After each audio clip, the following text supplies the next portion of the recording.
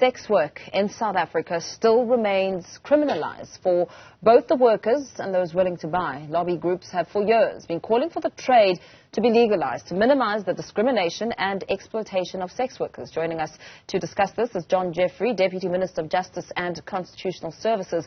Very good afternoon to you. Thank you so much for your time. The safety of sex workers has once again been thrust back in the spotlight. I mean, that shocking discovery of 6 decomposing bodies believed to be sex workers in the Joburg CBD. The issue of sex work may be contested, but it won't go away until a decision is made. What has been the hold-up? It's a complex issue, and it's something that's dividing society quite a bit.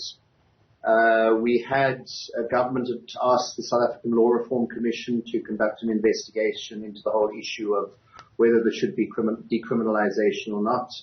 Unfortunately, that was a few years ago. Unfortunately, they recommended the continued criminalisation of sex work. However, we have been moving forward. We are working on a bill which we'd hope to get cabinet approval for publication, for public comment before the end of the year on this issue on decriminalisation.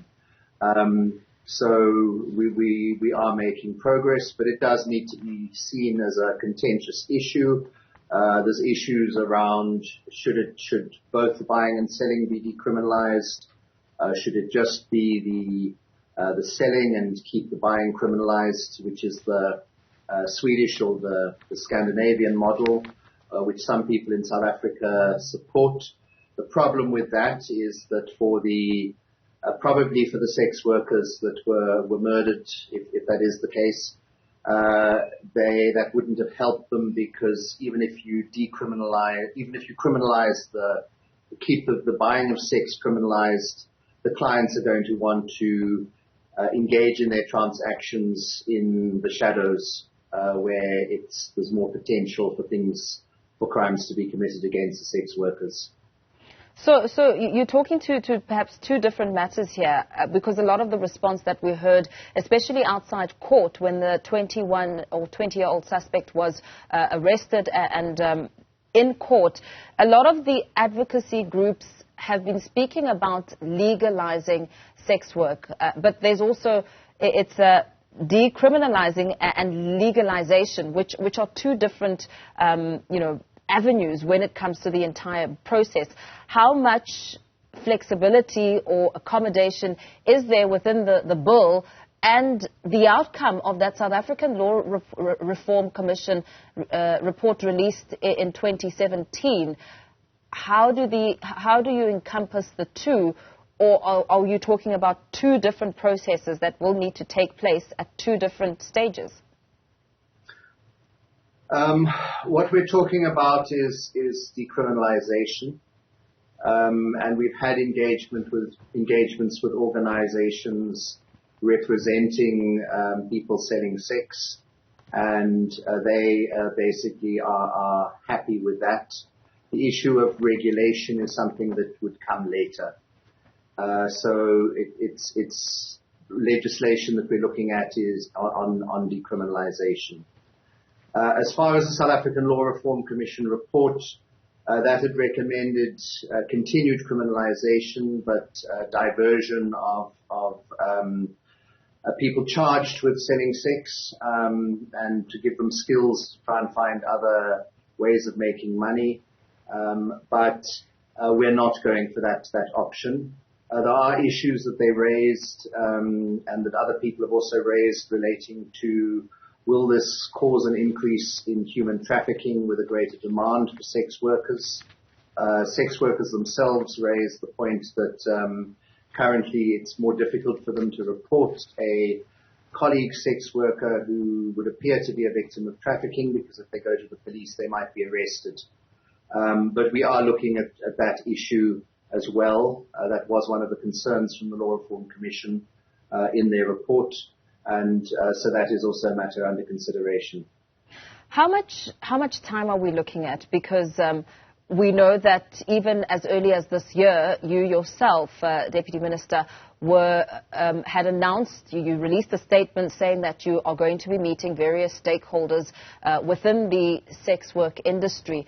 What was the outcome of those discussions, and how far have we moved? Because I understand your meeting was meant to take place or has taken place in February, and we're now nearing towards the end of the year.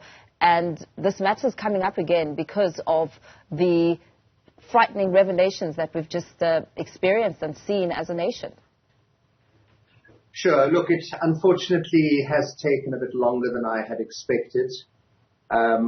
We have had engagements not just with sex workers, but with other stakeholders, church leaders, traditional leaders. So it's been quite wide, although it's been the proper full public consultation will be after the bill is published. So that's before it goes to Parliament, and that's what we are heading to getting Cabinet approval for. Let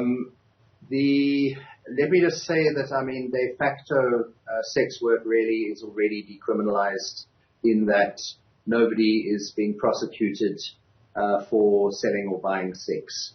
They may be being arrested for breaking municipal bylaws such as loitering or soliciting on the street. But when I'd approached the NPA, although they couldn't give me exact statistics, they said it was probably quite likely that nobody was being prosecuted. But the problem is that even with decriminalisation, there will be a stigma to selling sex and buying sex, which means that it would take place in the shadows, and that's where things can go wrong. That's where the buyer of sex can start abusing or murdering the person giving sex. So there are also societal issues to address. Because some advocacy groups had said that the decriminalisation of sex work would assist in making women safer. Because, some of the studies and, of course, our conversations here on Newzroom Afrika with the sex workers themselves who speak about the dangers of the work, safety concerns being massive, but they feel that with an eye on the industry by government that things could get better. And in fact, one study was speaking to the role that police officers play, saying that 1 in 7 women are saying that they're being raped by a police officer. It's all very well, they may be in obstruction of bylaws, but once they do get arrested by police, then they fall victim all over again, which speaks to even a bigger problem. Yeah, look, obviously, it's totally wrong, outrageous for anyone to be raped by a police person, a policeman. So that should not be happening to anyone. Obviously, if sex work or selling and buying of sex is decriminalised, particularly the selling of sex, it will make it easier for the sex workers to report matters to the police, because currently many of them fear, I know, that if they report something, then they're going to get arrested for being a sex worker, even if it's for a temporary period. But really the issue is where there's abuse by the police, that needs to be reported to the relevant bodies, the Independent Police Investigating Directorate, other senior officials, so that action can be taken against those officials. But bottom line, definitely decriminalisation will make things easier for sex workers, will make it safer. The problem is when an industry is restricted, you force it underground, and underground it's easier for people to commit crimes, particularly against sex workers. The Deputy Minister of Social Development, Henrietta Bogopane-Zulu, says plans are underway to ensure the decriminalisation of sex work by the year 2024. I think you and I were speaking just now and you weren't sure on the time frames. Are you in alignment with the other departments? Because I take it this matter will need the help of other departments to ensure that it is indeed decriminalised. Yeah, look, from our side, we would want to try and have the matter finalised before the end of the term of this government. What we've got to do is take the bill to Cabinet, for Cabinet, and that's to collectively agree on a version of the bill, which would then be published for public comment. After those comments have been evaluated, it would be then submitted back to Cabinet for introduction to Parliament. So we hope that would take place in the first half of next year. Very well. Thank you so much. We're going to have to leave it there for now. Thank you for your time. Of course, joining us there is the Deputy Minister, John Jeffery, speaking about the time frame. Deputy Minister of Justice and Constitutional Services, John Jeffery, when it comes to the decriminalisation of sex